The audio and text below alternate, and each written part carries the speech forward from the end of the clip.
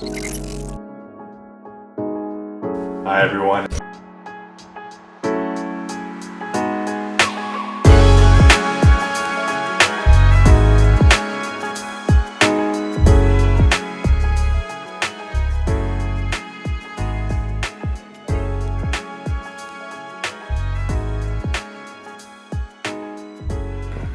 Hi everyone, this is Mo from the Toronto Concussion Clinic, and I'm joined with Dr. Chug. And today we're going to show you how to complete the chin tuck or flexion maneuver. It's craniocervical flexion. So it's basically the neck, you can kind of bend it from the bottom, you can bend it from the top, you can bend it right from where the neck meets the head bone. And that's a really useful skill to learn for many reasons, but we're just going to show you today how to do it.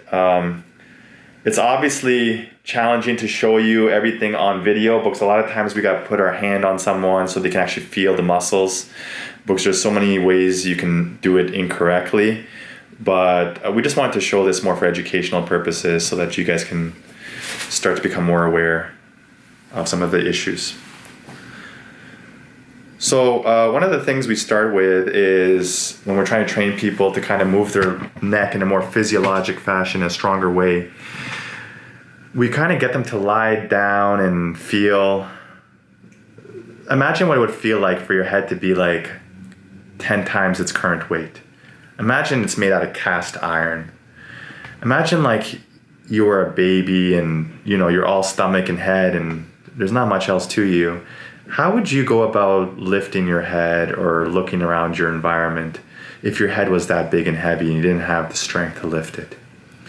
So getting into that mindset really helps people start to recruit the right muscles to do the job. And when we say right muscles to do the job, like if we get you to run a marathon, if you use the wrong muscles, like calf muscles, you're going to burn out in no time. So we want you to use the right muscles.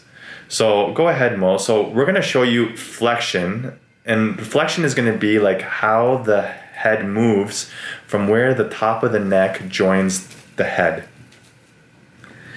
And he's doing it right now. You can see it's really subtle. It's not like a huge nod. It's like a small little nod, and it's coming from right like where the angle of his beard kind of is pointing.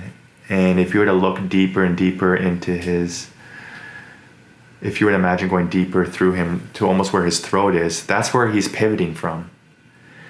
And if you look carefully, he's kind of stiffening his abdomen a bit and puffing it out a bit as he's doing it. And he has this kind of general stiffness to his body. And he's kind of like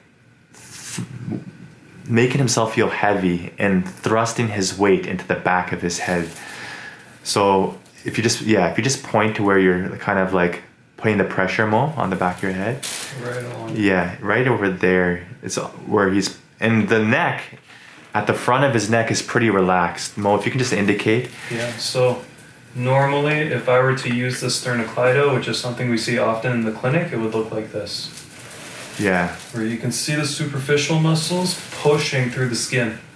Rather, what we want to see is that gentle and subtle rotation that doesn't fire up the sternocleidomastoid. While you keep your head heavy and digging into the mat. So some people also, what they do is they fire the scalenes, just indicate where the scalenes are, like on the side there. Yeah. Those ropey, stringy muscles at the side of your neck.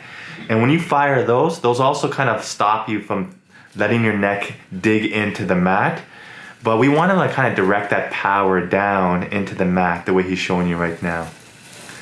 So I hope this was helpful because it's actually pretty simple once you get it, but it's kind of tricky for some people. Some of them describe it like it feels like you're training to wiggle your ears or something. You'll start to notice that when you're doing this properly, like your whole core is on. You'll feel it like even down in your butt muscles and your abdomen.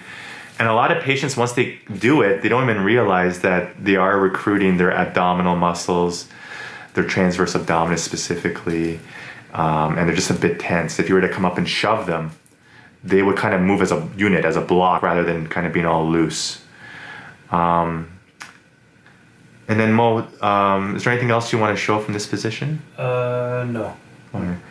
And so, I guess while we're here in this position, actually we'll show it in another video. We'll show you rotation in another video and extension in another video. So I hope this was helpful. Take care, everyone.